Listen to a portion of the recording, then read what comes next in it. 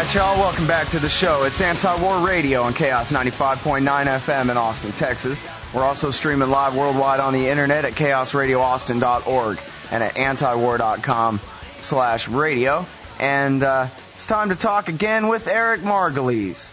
He is the foreign correspondent for Sun National Media. His website is ericmargolis.com, spelled like Margolis. EricMargolis.com is how it's spelled if you just sound that out, if they taught you how to sound things out, depending on your generation in government school here, I guess. Also, I'll tell you about his books. One of them is called War at the Top of the World, and then most recently is American Raj, Liberation or Domination. Happy New Year, Eric. Welcome back to my show. Happy New Year. Happy New Year to you, Scott, and all our listeners. I'm so happy to have you here, especially on a day like today. Maybe we can even stop and review a little bit of larger context of where we are as we plow through this conversation here. That's good. This is a time of review and introspection and figuring out what we did wrong over the last 12 months. Yeah, well, and there's plenty. We shouldn't have any problem. If anything, we'll have a problem getting to it all and not forgetting something major. But I want to start here, and I appreciate you entertaining my kookery, but I just interviewed this lawyer. His name, Kurt Haskell. Geez, listen, man, I talk like a Fox News guy now, leaving out words like that. His name is Kurt Haskell. And he says that he saw a well-dressed, Indian-looking guy, although when I asked him, he generalized further and said, well, somebody from southern Asia somewhere, anyway, I guess. Could have been Pakistani, he said. Helped the young Nigerian get on the plane, the underpants bomber of Christmas Day 2009, Eric, and that then he sat there and watched, and we have corroboration from two other seemingly credible witnesses. One of them went on MSNBC. The other wrote an article himself at the Huffington Post, all three of them saying that they saw another South Asian looking gentleman, not an Arab, not a West African, or that this guy got arrested, and that the implication was that they had found a bomb in his bag.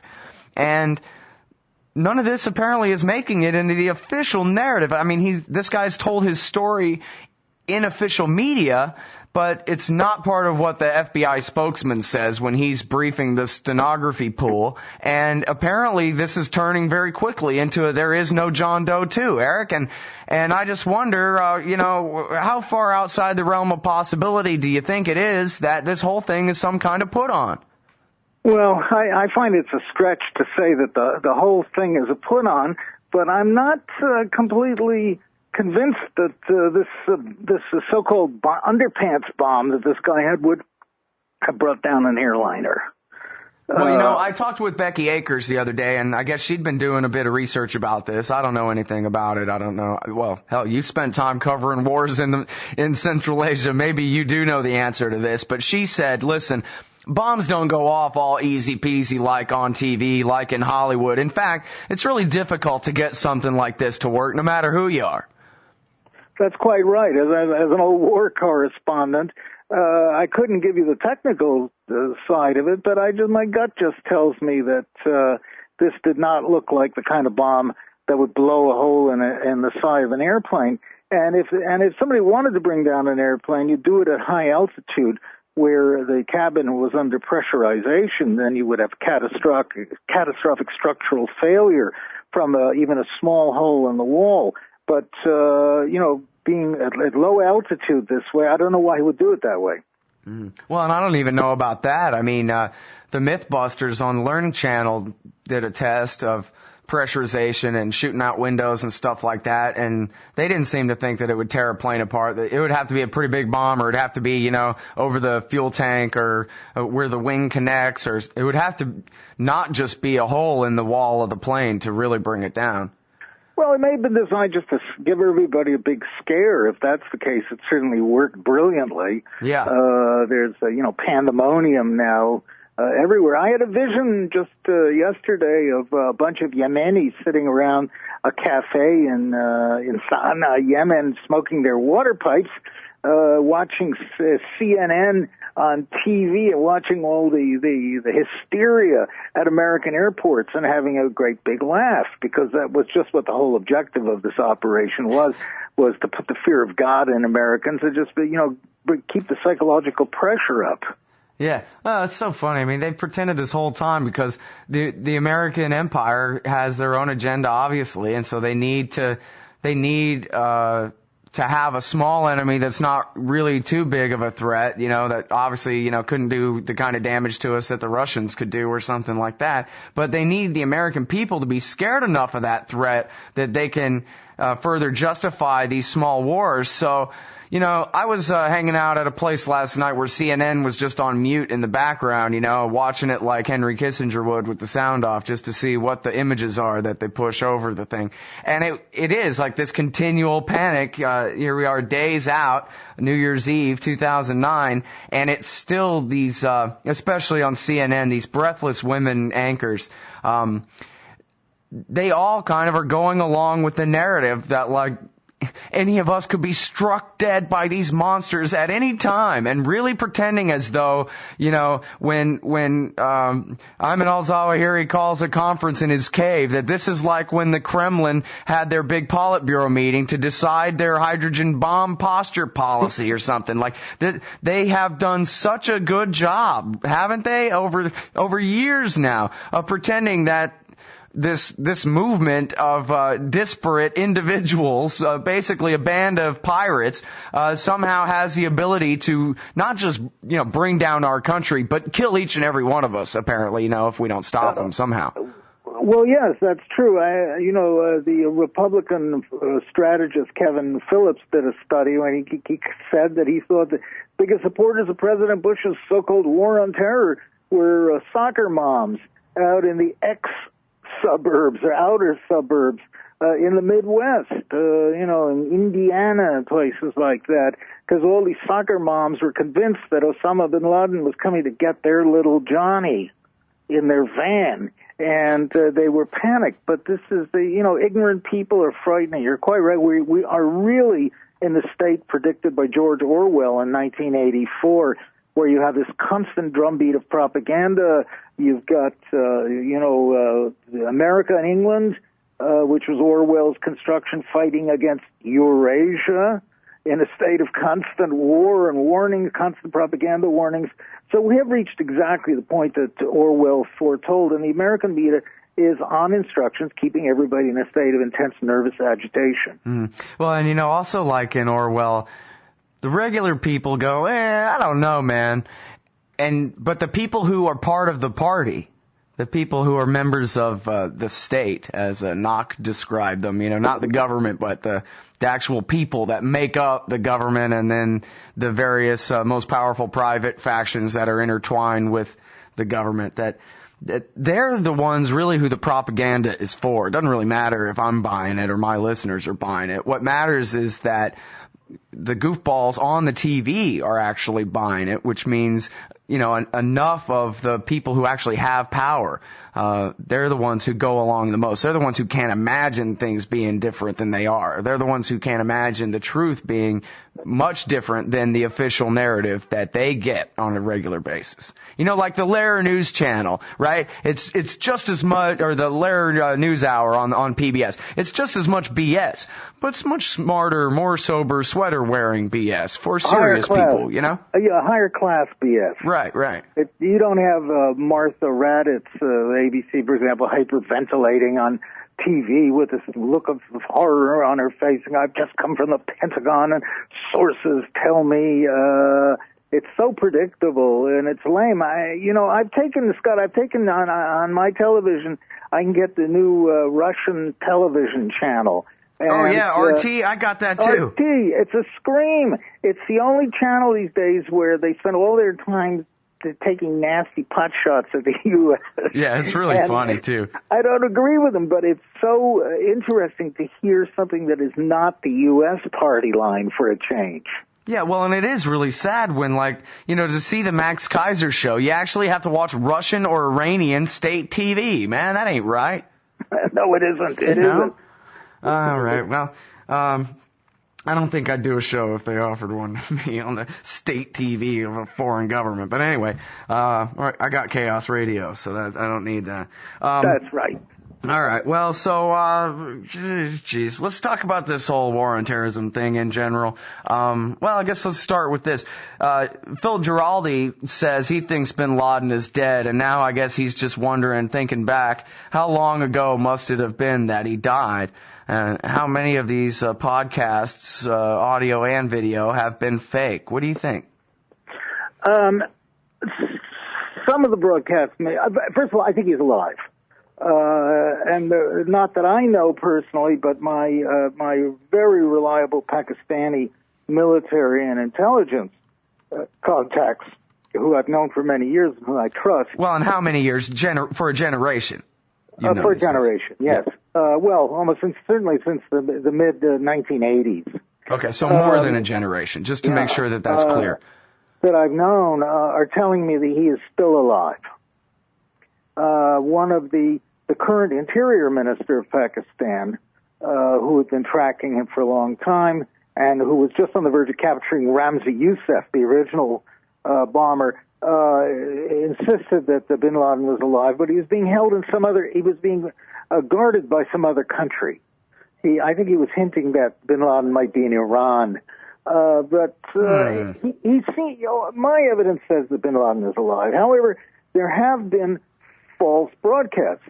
Now, I'm on record as saying that one of the videos where we saw a picture of a man, supposedly bin Laden, showing how the airplane dove into the World Trade Center and laughing about it, is a fake. Because I've seen bin Laden. Now, that wasn't bin Laden in the tape. It was a crude fake. It may have been made by the Russians. It may have been made by the communist-backed Northern Alliance in Afghanistan. Even I hope the Americans didn't do it, but it's not impossible. So there have been fake things ascribed to Al-Qaeda and Osama bin Laden. Might even be 9/11. We're not 100% sure. Lots of lies floating around there. Mm-hmm.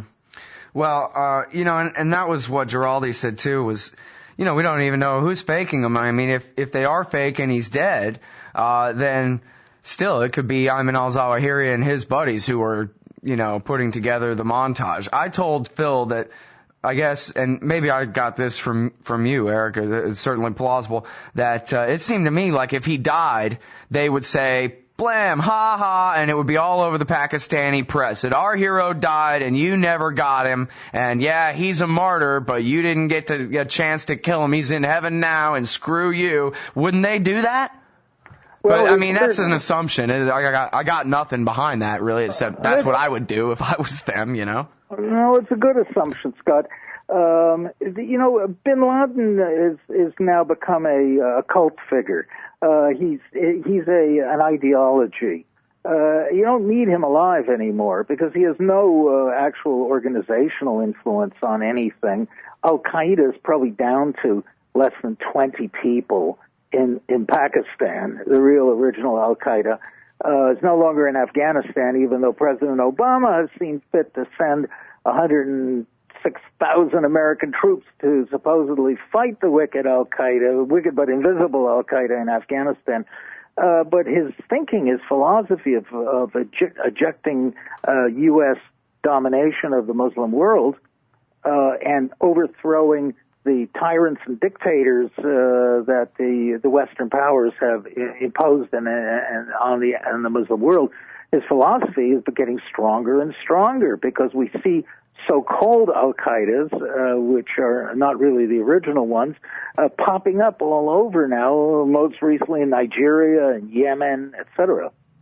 Mm-hmm. Well, and of course, every jerk who wants to kill anybody with a bomb or a gun who lives in that part of the world, as long as America keeps making it the trendy thing to do, why not call yourself Al-Qaeda? What are you going to do? Call yourself Hezbollah? Not if you're Sunni, you're not, Well, that's right. And also the U.S. government and media keep calling anybody who opposes the Western domination in the Muslim world is immediately now called Al-Qaeda. Look at Iraq, where there are 22 resistance groups fighting U.S. occupation. And yet every attack that happens in Iraq is ascribed to Al-Qaeda, even though Al-Qaeda never existed in Iraq under Saddam. And today is probably no more than a handful of men. So, but it's convenient. It's an easy story for the media to tell. It's a label. You know, we journalists love labels. Al-Qaeda, wicked, terrorist, evil, bad guys. And the American government can't begin to explain to voters the difference between Shiites and Sunnis and Druzes and Kurds and all this kind of stuff. So it's just easier to say Al-Qaeda, which is a synonym for bad guys. Yeah, exactly. Anyone who dares oppose us and actually doesn't control a state anywhere. Yeah, right. Yeah. All right, everybody. It's Eric Margolis from Sun National Media. EricMargolis.com is his website. Let me ask you about what this really means in context. This new, Barack Obama's been threatening not just Yemen, which I pray at the most means airstrikes and special forces and not some kind of beachhead there at the southern tip of the southwest tip of the Arabian Peninsula there. But he's also threatening to double down Dick Cheney's war in Somalia as well. More and more there's trial balloons about the peace deal breaking apart in Sudan and in the south of Sudan, and maybe we need to intervene there. I mean, these long war world empire full spectrum dominance Pentagon types are really just getting started here, huh? They sure are, and Obama is simply facilitating the as I wrote recently, I said the military industrial juggernaut, the national security juggernaut just keeps rolling on. And Obama's just sort of holding on and trying to put a nice face on it. Look, about Yemen is very interesting. I know this country quite well. And I call it the Afghanistan of the Arabian Peninsula. No, don't say that. Okay, go ahead. Explain. Shiites fighting Sunnis. It's got wild and crazy tribesmen everywhere. The south is fighting the north. The Adenis are fighting the chaps from the north. The Saudis are trying to overthrow or they're fighting on the northern border. It's a real complicated mess, and that's why these militant jihadists have gotten established in Yemen. But we have to remember that the U.S. has been militarily involved in Yemen ever since the USS Cole, the destroyer, was bombed in Aden Harbor in the year 2000, and we have been, by the Pentagon, CIA, have been using killer drones to assassinate militants, tribal leaders, more or less anyone that we don't like. Special forces have been involved there. We're backing and financing the Yemeni security forces and army. Have a terrible human rights record, like most of our other Arab allies. So we've been up to our ears in Yemen for a long time, and but everybody's acting, oh, Yemen, wow, they're attacking us. Well, we've been kicking this particular hornet's nest now for years, and we should not be surprised that hornets are coming out and stinging us. Mm-hmm. Well, and I guess this latest round started last month, right? Toward the end of November is when these new, I guess, wink, wink, Saudi airstrikes on behalf of the Yemeni government against some southern rebels, is that it? Northern rebels, Houthis. But it was the southern ones are the ones who are actually hanging out with Al-Qaeda dudes, right? Because I was reading at the Jamestown Foundation website or one of these, terrorism websites where they were quoting Al-Qaeda dudes. It seemed like credible reporting too. It had a lot of, built-in caveats and seemingly reasonable analysis in it. But it was talking about how the Al-Qaeda guys were saying to the southern Yemenis, the secessionists, that, yeah, we're with you, but remember, Marxism failed you and you need to turn to Islam and what have you. But that basically that's who they're throwing in with is the socialistic or the used to be the friends with the Russian types that are the southern secessionists in Yemen. Do I have any idea what I'm talking about here, Eric? Yes, you certainly do, and that impresses me greatly because hardly anybody knows about Yemen, and that's real obscure stuff. I was just writing, in fact, about the Flossie, which used to be the South Yemeni left-wingers who are fighting the British in Oman, which is a little country that's run entirely by British intelligence, MI6. To this day, Oman to this day is correct, is run by British intelligence. Mm-hmm. And there was some very, wonderful post-late colonial action in the deserts of Dhofar there, where the British SAS were fighting these Yemeni-backed rebels known as the Red Wolves of Radfan. Really great sort of Kipling-esque stuff. I feed on this. But there is support for Al-Qaeda, for Arab nationalism, if you want, all over Yemen, and amongst the northern tribes, too, who are Shiites. And you're quite right, the Saudi, so-called Saudi air attack was clearly done by U.S. warplanes, and between 50 and 100 Yemeni tribesmen were killed. That's the biggest body count so far. But as I said, for the last almost 10 years now, 9 years, there have been regular strikes, predator strikes, and discrete airstrikes. It's just been kept under the covers, and the Martha Raditzes of the media simply we're told to ignore it. Right. Well, and there you go. They are all a whole gaggle of Martha Raditzes too. What a great way to call them too. The Martha Raditzes. I wonder if she knows that her name has become a synonym for the worst of American media, and what it means to have so-called journalists who just lay prone and repeat whatever lies they're told by the state. They were like the Soviet media hacks. Exactly, they did the same thing. That's our problem, Eric Margolis, is that we don't have a Soviet Union to compare ourselves to anymore. It used to be a time where we could be proud that at least we're not as bad as them, but we could also say, whoa, we're kind of becoming like them in a way. We need to, head back toward, our way instead. But now that we don't have them to compare ourselves to anymore, who can tell Martha Raddatz from a good journalist, I couldn't agree more. I miss the Soviets every day because you're right. They were a measure. They made us look good. And since those tricky communists went and collapsed, they left us holding the bag now. We don't look so good anymore. And I must say we have begun acting more and more like, certainly under Bush, certainly acting more and more like the aggressive Union in its very late stages. We've come, as the Taoists say in China, that you become what you hate. And in a way, we've done this. We've inherited many of the worst qualities of the Soviet Union.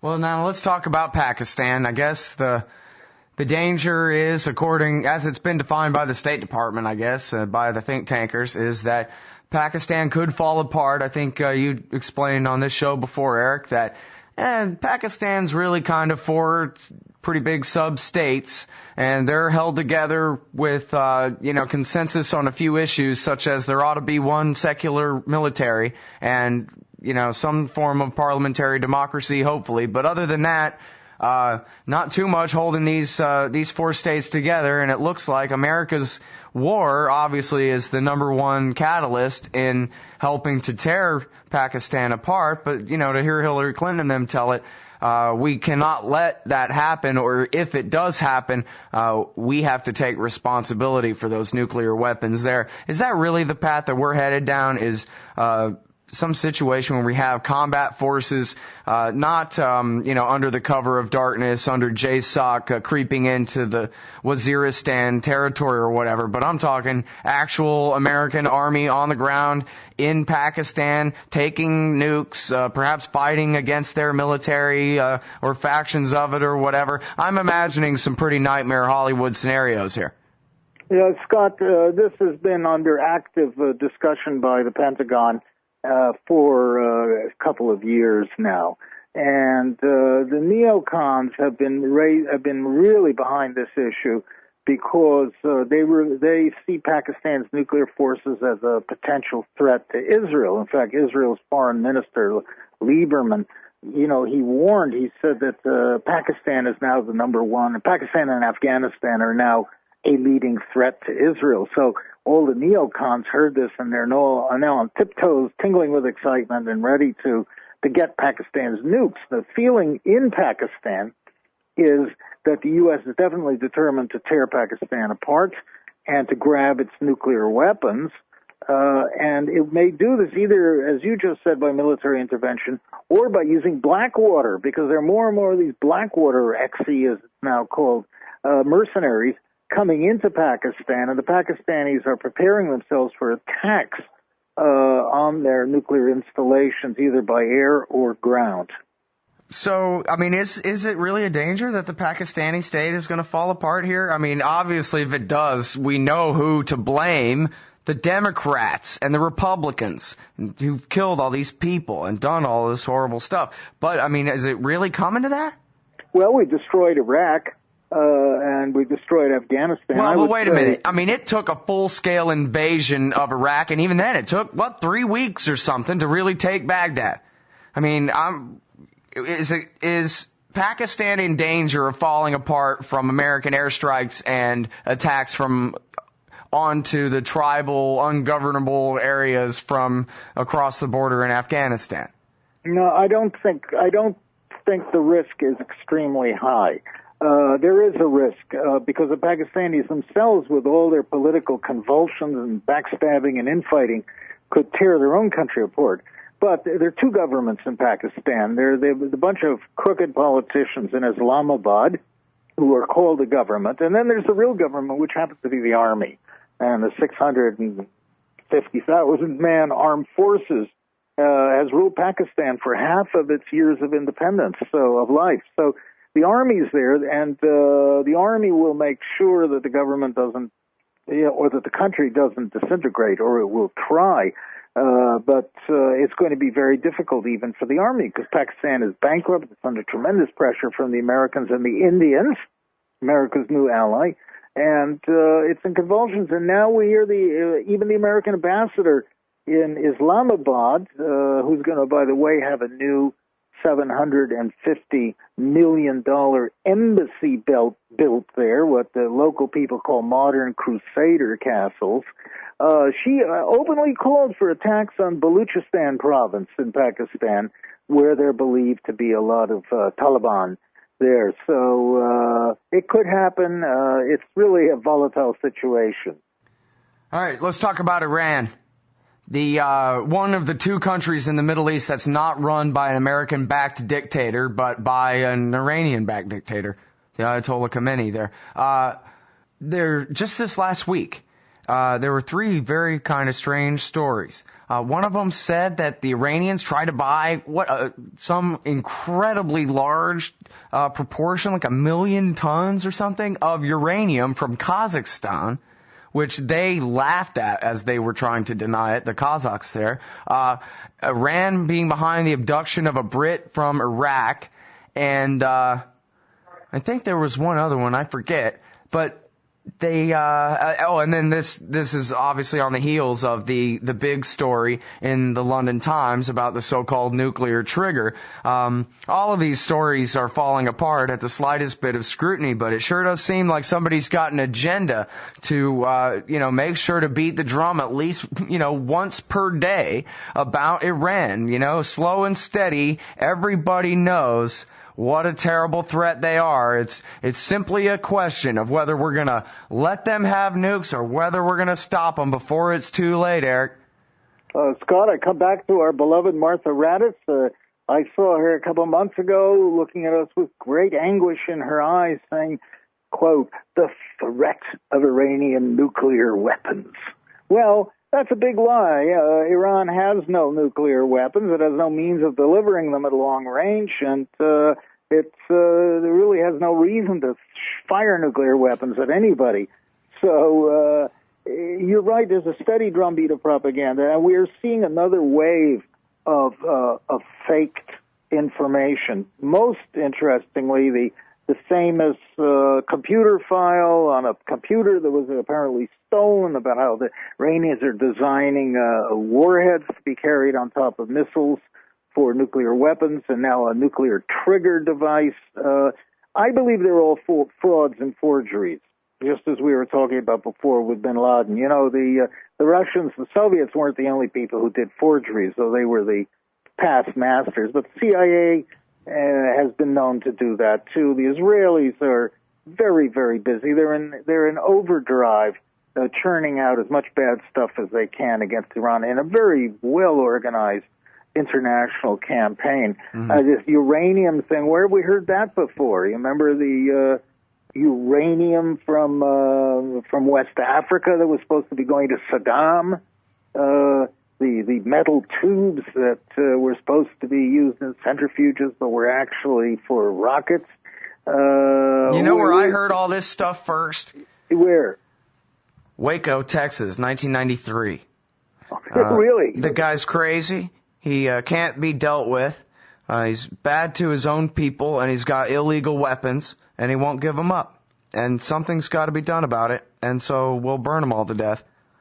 It's just like Iraq, Iran and the Iraq and Iran wars that we're talking about here, the Iraq war that's still going on and the Iran war to come are based exactly on that model of, look, everybody, there's David Koresh. If you can get the people of Texas to rally behind burning their own neighbors to death, believe me, it's no problem to sick them against a bunch of foreign cartoon characters that don't even really exist to them. Well, you're right, and I make the point that everybody's calling Ahmadinejad in Iran a dreadful dictator, and all poor Iranian people. Well, a lot of them are protesting, particularly young people in Tehran. But we don't see any single street protest in any Arab country aligned with the United States. Every time people stick their heads up in Egypt or Jordan or Morocco or Libya or Tunisia, Saudi Arabia, and so on, to protest the government policy, they're immediately arrested and tortured or disappear. This has not happened. It has happened a little in Iran, but not to the extent it's happened in our own American allies. So we should be very cautious about who we accuse. Yeah. Well, and the London Times today, and I do hope that Justin Raimondo, fights back against this jerk, but there's this guy at the London Times who, I believe this or not, puts out his argument because, of course, I'm sure you saw where Gareth Porter wrote this article citing Philip Giraldi, saying he has, as he said on this radio show yesterday, or was it the day before, that he has sources in the intelligence community who tell him that they don't believe in the documents cited in the recent London Times series. That's why it wasn't in the New York Times, or the CIA would have put it in there. The CIA didn't put it in the New York Times because they didn't believe it. They didn't want to put their credibility on the line for another set of such obvious forgeries, apparently. And the London Times has decided to fight back by saying, well, Philip Giraldi hates Jews, and Gareth Porter's a communist, and also Ron Paul is a terrible guy, too. And that's it.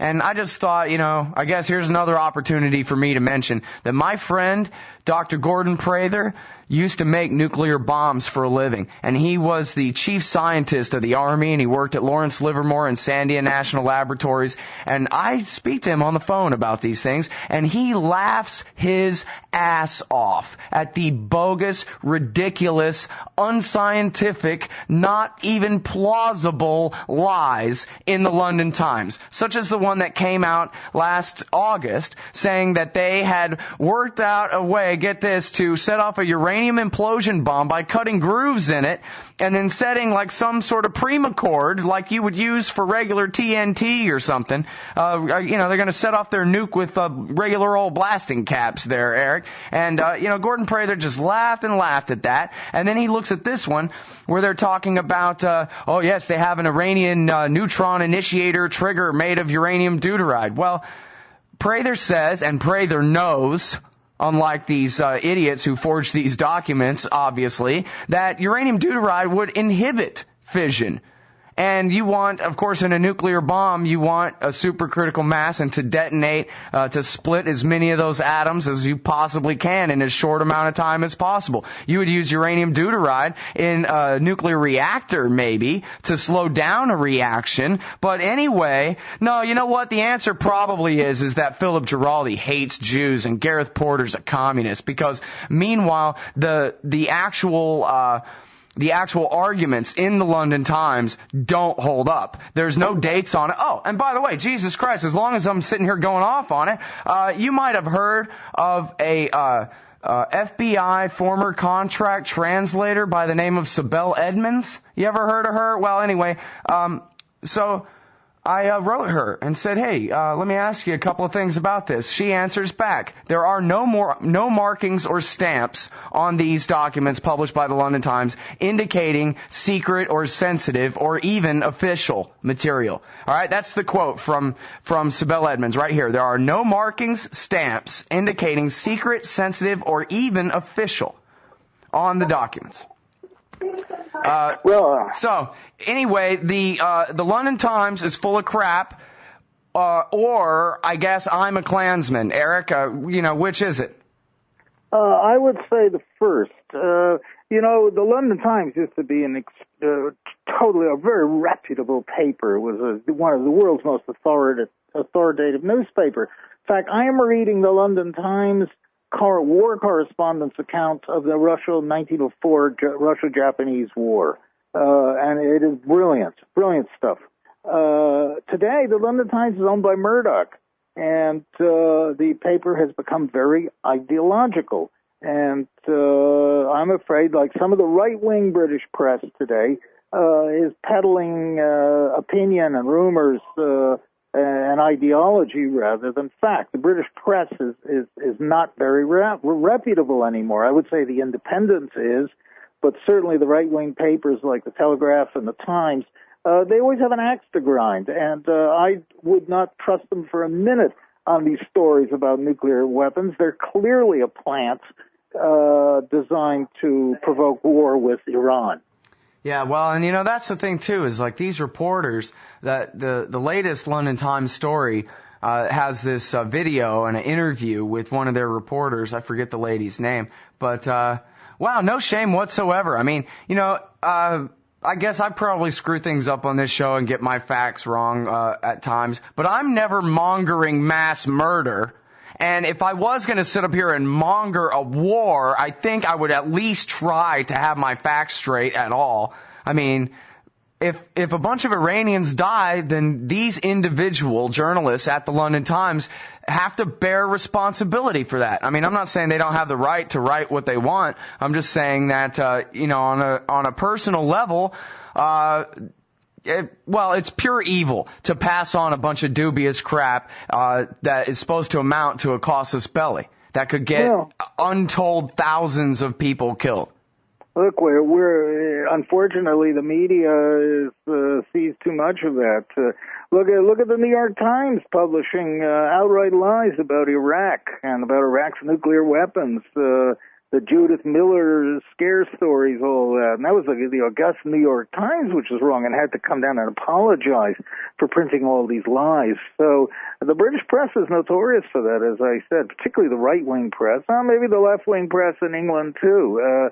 But their papers have lost a great deal of credibility. And this, to me, is an old journalist. This just reeked of a planted story for ideological purposes, the story of the latest Iranian missile threat. And it's about as silly or crazy as, remember under President Bush warning us about Saddam Hussein's drones of death that were going to fly off freighters lurking in the North Atlantic, and they were going to fly over sleeping American Christian homes and spread some kind of purple death particles over Americans and poison them. It was something straight out of one of the Flash Gordon 1930s serials with Ming the Merciless, right? Which I used to watch with great delight. So, but it's propaganda. It's war propaganda. Well, you know what's fun about that one, too, is I believe it's a CBS story where you can see a picture of the actual drones in Iraq that they finally found after the invasion and the deaths of all the innocent people. And they're made out of balsa wood and held together with string. And you can find the picture online. I think it's CBS. It's either CBS or ABC. I'm pretty sure it's CBS. I saw it. It's preposterous. It's ludicrous. Anybody who's involved in a story like that should have been fired. right? Either in the news organizations or in the White House. And unfortunately, they weren't. We bought these lies. They were just as egregious as Soviet or old Nazi propaganda in many cases. But, when people want to go to war, old pretense of truth ends. Yeah. Well, and that goes to, like, kind of the larger thing. We're not just wrapping up the year here. We're wrapping up the decade. George Bush used to talk about, well, this is the first war of the 21st century. And, just promising more and more from here on out. So I guess I'm sort of interested in your larger perspective of, like, the sort of eras as they go by here. I guess a lot of times when people go back in history, they think like the Eisenhower era or something. They'll break things into 4 and 8 year pieces as to who was president at the time, that kind of thing. The 60s were the Lyndon Johnson years, that kind of deal. You know what I mean? But so what do you think, just tell us something wise, damn it, about, the Soviet Union fell apart and then here we are and then what happened? And it seems like everything is really, 20 years out from the fall of the Soviet Union. Things don't seem to be going well here, man. And it occurs to me, Eric, that it doesn't have to be this way. And I was just wondering, if maybe you have something to say along those lines, I guess. I do. I was just summing up my year-end thoughts, and I said, I keep a picture of President Eisenhower above my desk to remind me of what honest, good, and decent America, the America of my youth, used to be like. And this is not the case anymore. We have a outrageously lying media. We have a sort of a modern-day imperialist agenda in certain circles in Washington. And we have our financial community has turned into a pack of gamblers who are now government-supported gamblers. We have the big banks now that caused the biggest crisis in history since the Depression are now controlled, thanks to government help, now control 40% of all bank deposits in the United States. In other words, they gained power and gained oligopoly in America. So we are being run by a financial oligarchy. We have these military-industrial complex. In spite of President Obama still promoting, as we were saying, a worldwide full-spectrum dominance agenda, oil security and terrorism and all this. America's gone off the deep end, and you can see it's bankrupt. Right? We're doing all this with borrowed money from China. We have lost our credibility and reputation around the world in spite of Obama's popularity. And I never thought I would live to see America imitating the Soviet Union and acting as a raw imperial power. But this is exactly what we're doing, and we're heading into wars in Yemen and South Somalia, as we were saying, in West Africa. We're engaged in the Philippines and Thailand and Central Asia. You name it. We're just running out of money and soldiers to do it. This is imperial overreach in spades. And I'm sorry to see it. I think we've lost a lot of what we stand for in the United States, and some of our media and political parties have been encouraging the least educated elements in our society, and the most low-minded have become dominant political forces. This is not the America that I used to call my own. Well, do you see any way out of this other than Soviet-style collapse? Because, from what I understand, it didn't like there was anything great about the Soviet system, but having it dissolve meant that there was no system at all, and goods and services did not get traded around even within the terribly inefficient style totalitarianism that they had there, and people starved by the incredibly large numbers of individuals, right? And they're still not even recovered from that, right? There's got to be something other than wait around for the whole damn country to commit suicide, Well, we're very resourceful Americans. We'll find a way, I think, of pulling ourselves out of this hole that we dug for ourselves. But, while we're doing this, we have to see that there are two important developments. I think, and as I've been saying for a long time, that the Soviet Union, or part of it, is slowly being reconstituted and will come back as an important challenge to the United States. Secondly, I see Maoism returning in full force to China. And really? Yes, becoming very, very militant. It's not 100% sure it's going to happen because there are two factions in China. One is more pragmatic, one is more very strongly Maoist. But Mao is again becoming a cult deity in China. And we're going to have to contend with that. So while we're trying to clean up the financial mess and unemployment that we made, we're going to be dealing with outside powers who are going to be leaning on our territory. A very, very difficult situation. Wow. So, here I thought Russia was basically falling apart. I mean, their death rate is high, their birth rate is low. They've got vast tracts of unpopulated land there. They say China's looking like they're going to be encroaching more and more into the Siberian territory in the coming years. Some people have predicted Russia basically falling apart, as even the Russian Federation as it exists as being a completely overstretched empire. You see it going the other way, huh? I do. It's not impossible that Russia could go the way you're describing, but from my long knowledge of the Russians have an incredible ability to muddle through messes. And they are very resourceful, they're very patient, very courageous people, and they can put up with a lot that we wouldn't normally do. And Russia has very capable leaders now. It is Medvedev, it's got Putin. They are strong men. They're not Democrats, but they seem to know exactly what they're doing. Whereas we have wavering leadership, confusion in the U.S., and we've lost our political drive to move forward. It's a mess. Yeah. Well, at least this will give the guys at Lockheed some talking points for their next promotional video for the latest wave of new fighter jets they've designed and their new submarines and all that. Should be some good money for Lockheed investors, Raytheon, Northrop Grumman, people like that. Well, I'm wondering if we in the United States are going to go to the way of the Soviet Union. Of course, that's the big question. It's too soon to tell whether we permanently bankrupted ourselves. So quick, take whatever money you have and invest it in the war machine now while you can, before the whole thing falls apart. Okay, well, I'm sorry. I'm overly cynical here. I quit smoking cigarettes, so I'm kind of extra cranky. When, today? No, like 2 weeks ago. It really sucks. Well, courage, as the French say, courage. Oh, thank you. Yeah, I'm working on it. I've done it many times. I know how tough it is. Yeah.